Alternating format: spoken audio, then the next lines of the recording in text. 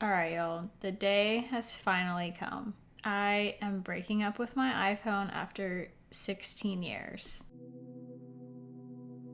I have been carrying around one of these little glowing rectangles for more than half my life. This is me when I got my very first iPhone at the age of 16, and before that it was an iPod Touch when I was 14. It's weird to look back on technology being such a big part of my life when I was so young, but when I think back to when I first started using technology, it didn't look like it looks today. There. Oh. Move it over here to the ball. The change happened incrementally over many years. At some point, we crossed this threshold where technology stopped being a fun tool to make life easier, and now it's like a required tool that you need almost everywhere to live daily life. I have been reading this book recently, and it really has just been making me think about how much algorithms affect my life, what I see every day, how much they affect even my own personal taste, and I pulled this out.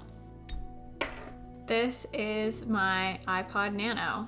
I have literally had this same iPod Nano for like 18 years, and I kept it for the sake of nostalgia, but I pulled it out, and guess what? It works great. After pulling out the iPod and realizing that it's actually awesome, and that I need to be using it again to play music and podcasts. It still works super awesome for podcasts. If you didn't know, that is why podcasts are called podcasts. It's because of the iPod. I decided that I wanted to go all the way and get rid of my iPhone. I actually have known for years now how much technology was like encroaching on my peace of mind. Way back in 2018, I actually bought this.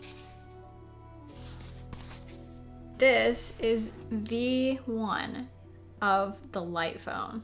People in the dumb phone community will know about this. I was very excited when I got this in 2018. And then guess what happened? I met my now husband probably weeks after getting this. And guess who was more addicted to her phone than ever after she met him? Yes, that's me. I was texting him day and night, like right after we met.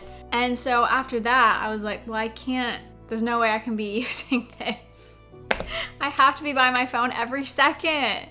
So I kept my iPhone. Ever since then, I've had the other problem, which is that I work in social media marketing. The reality is I cannot completely get rid of my iPhone because I still have to post on Instagram for the brand that I work for. But what I have decided is that I want my iPhone to sit at my desk next to my computer, and that is where I will use it because I do not need Instagram, YouTube, TikTok, email, all these things to be going around with me everywhere that I go. I do not need that. So in addition to pulling this out to use for music, I have gotten a new phone that is going to be the one that goes out into the world with me. So let's go get it.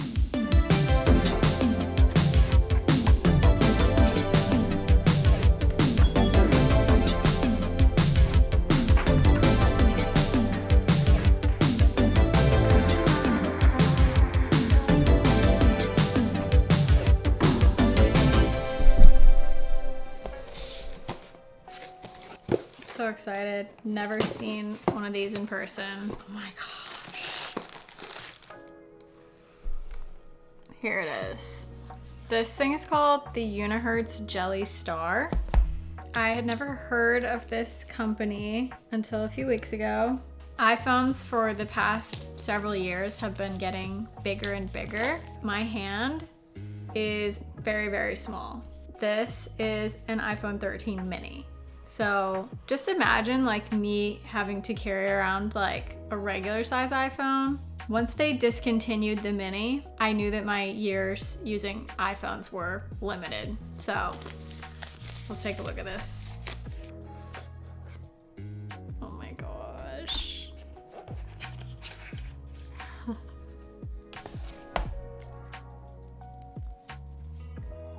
Is it in a case? I think it is.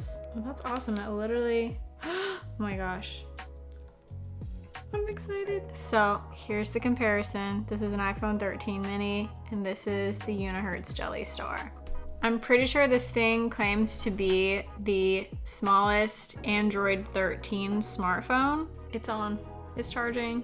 Now, I wanted to get a flip phone. My life is so filled with barriers that need a smartphone in order to make it function. My building uses an app to unlock the doors. My building also uses an app to unlock the package lockers. Different app, different third-party company. And the chargers in my building are managed by another third-party company that uses an app.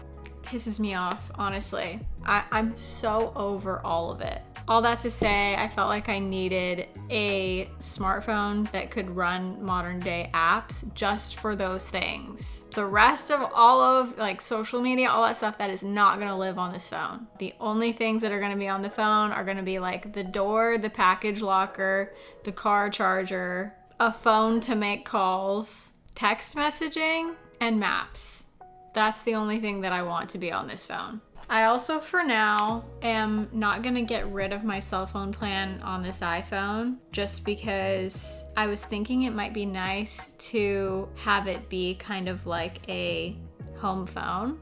It used to be that if you wanted somebody to be able to reach you at all times, you give them your cell phone number. If you want somebody to just be able to reach you whenever you can get back to them, you know, they call your house, they leave a message, that's it. You get back to them whenever you hear the message. That's what a home phone used to be for. And now every single call, whether it's important or not, is going to a device that is literally on our body almost 24 hours a day. So I might keep my old number and just use a new number for this cell phone and only give it to people that I want to be able to reach me, like at all times in an emergency type thing. There it is. It's coming on. I'm so excited. I honestly, ooh, look at that. It's so tiny. I haven't used a tiny device. Like, look at the comparison of these two. Like, these are almost the same size. I love tiny things in general, so I'm getting so excited. Oh my gosh. Okay, English. Searching for Wi-Fi networks. Oh my god. This is the tiniest keyboard I've ever seen in my life. Like, I may have trouble with this keyboard. Okay, let's see if it passes the pocket test. I mean, I guess it looks a little bit bulky, but it doesn't look too bad. This is probably the only way I'm gonna be able to sit down with it in my... Yes. Yeah, that works. I can have it in my front pocket and sit down with it. Wow. Okay, it's been a few days. I have gotten this like mostly set up. I installed one of those like minimalist launchers. It just has these few apps on here. I forgot to mention I do have smart lights in my house. So I have the Philips Hue app on here, and my apartment also came with a Nest thermostat, which is cool. So I have the Google Home app on here. But today, my SIM card finally came in the mail so I can actually activate this thing. So I decided to go with Mint Mobile because they have the best monthly deal that I could find. Unfortunately, I did have to pay for 3 months up front. It's kind of cute. Okay, I believe I got it in. Yay. Okay, I'm to the part where they're gonna assign me a phone number, so I always hope that I get a number that I can remember. Okay, here we go. I'm actually surprised at how easy this keyboard is to use. It's going. Yay. Okay, cool. I can actually start using this now. Oh, and the Mint Mobile app shows me how much data I have left, which is gonna be maybe a concern based on how much Maps uses. I'm excited. Okay, I'm in the car. I'm making my first trip out into the world with just this. I'm going to the gym, so I also have my gym bag here, and it has my iPod in it, which I'm going to use for music at the gym. Right now I just have this and my iPod, no iPhone. Don't think I've left the house without an iPhone in so many years I can't remember. Maybe for a walk once, in like broad daylight perhaps. Okay, I'm excited to see how this goes. Literally forgot already. Step one is that I do need to use maps because I've only been to this gym like once or twice. I'm going to a different location because they just got renovated. Okay, I'm seeing it now. I think this is the right place. Let's go. Okay, I made it to my destination. That was actually super easy. I will say Waze did not map me to the entrance of the parking lot to where I was going. I feel like Apple Maps would have mapped me right to the parking lot. Waze just mapped me to the front of the building. And when you're downtown, the lot is usually behind or something like that. So that was like a little bit confusing, but again, the point of this is so that I start using my brain a little bit more. I am gonna head to the gym now.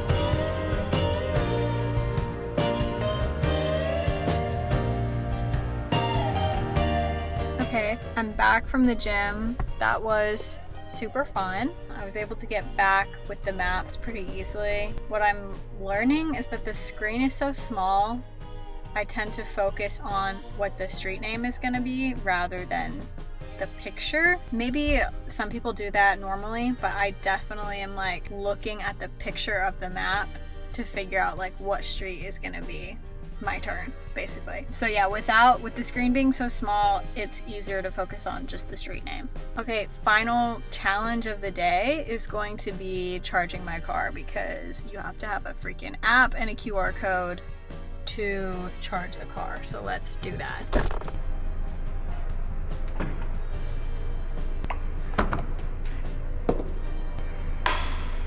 Okay.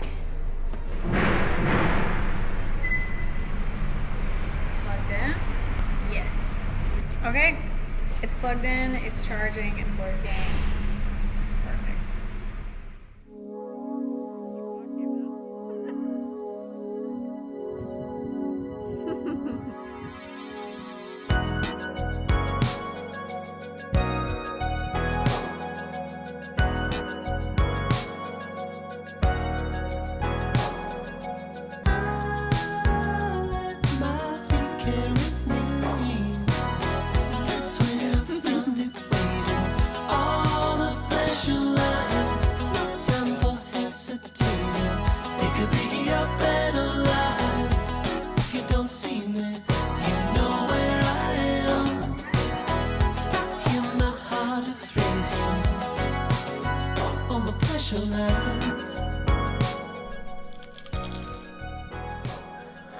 Okay, I'm back with an update. It has been about 3 weeks of using this little baby. It's been really easy. I thought having a tiny screen might make using the phone daily more frustrating. No, not really. It's really been like literally no big deal. So I ended up getting the Pro version of O Launcher. The Android operating system allows you to actually get a new launcher to make your home screen look different. Apple, you have to do all these weird workarounds to make your home screen look different, like using shortcuts. It's really annoying. And on Android, it's literally just the operating system allows it, and so it's super easy. When it comes to trying to use your phone more minimally, that's a really game-changing difference. The battery life is exactly what I hoped it would be. It lasts me about 2 days, 3 if I was pushing it. So that's just far, far better than my iPhone ever was. Like, I'm pretty sure ever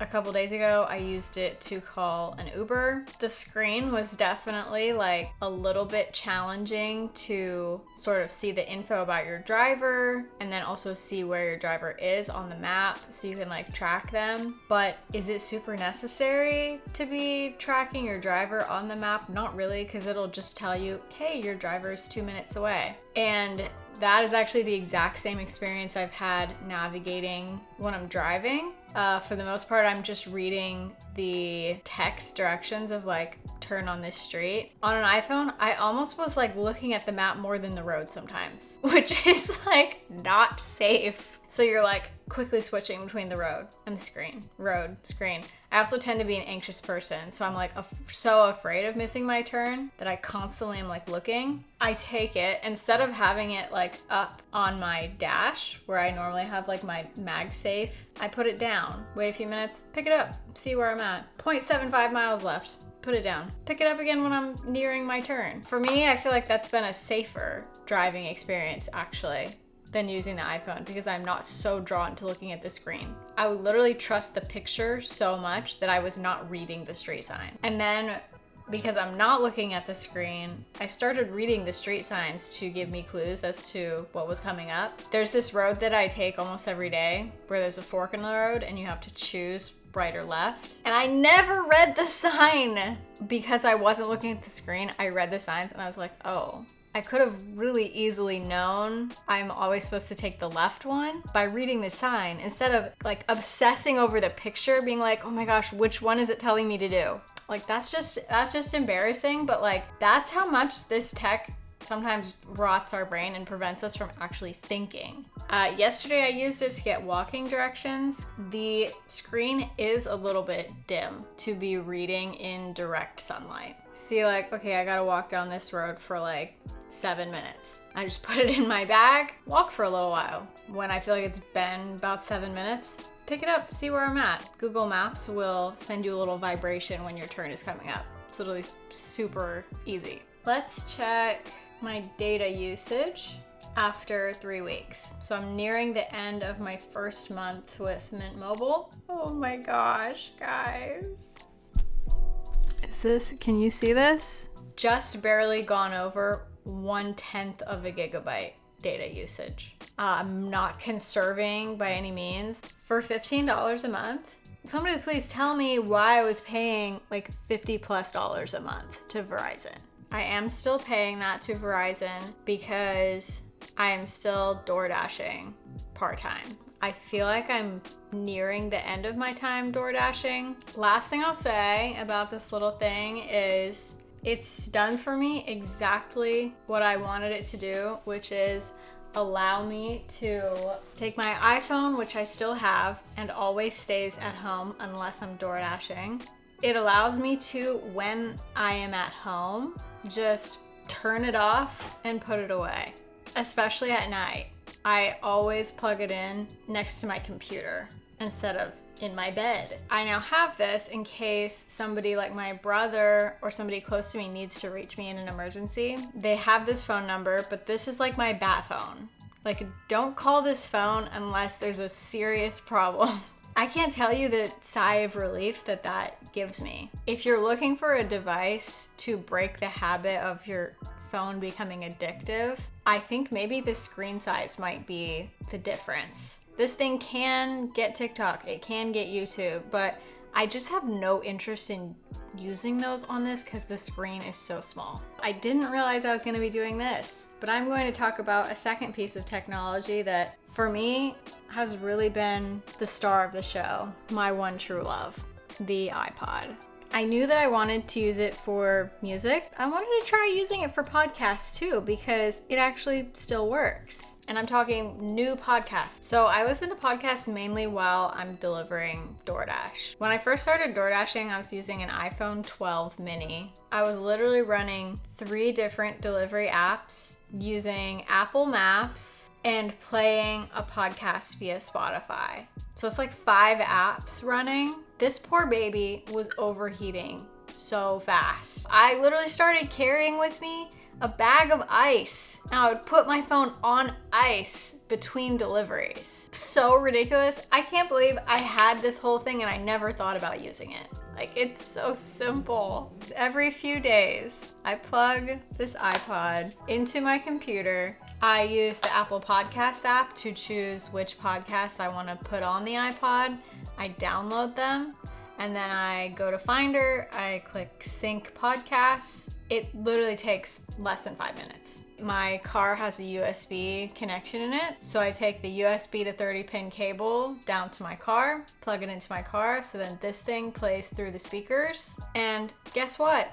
There's no errors in the podcast, like streaming errors. It's just downloaded already. All of these streaming services and convenience is sometimes actually less convenient, and we've just forgotten. I've only had one other moment where using an iPod for my media was like a little bit inconvenient. I've been using this for my music at the gym. I recently picked back up a workout plan that I had used years ago. It came with like PDF printouts of workouts that you could do. I was there with my little piece of paper, and then I got to this one exercise, and from the name, I just could not remember what the movement was. And I was like, oh no, like I can't go Google what this movement is. I guess I just have to skip it. So I moved on past it, continued doing the rest of the workout, and then guess what? My brain, it sputtered to life, and I remembered what the movement was. I just had to give it a few minutes, and it remembered. I was like, oh my gosh, my brain, it still works. I remembered how to do it, and it was literally like fine. It was no big deal. I finished the whole workout. I do still watch like a pretty significant amount of YouTube on this thing when I'm at home. I work freelance and I'm alone a lot of the day, so if I'm doing mundane work, YouTube is usually on in the background. That's probably a habit that I want to break eventually. I do want to have kids someday, and I definitely don't want them to be seeing mom just like zonked out watching her phone all the time. But using this has really been a step in the right direction, because I actually have to be way more thoughtful about what I choose to put on here, and then I don't have like infinite choices. I can't wait to see how my life changes over time after making this change. It's just been really, really great. All right, hope you guys enjoyed this video, and I'll see you in the next one. Bye.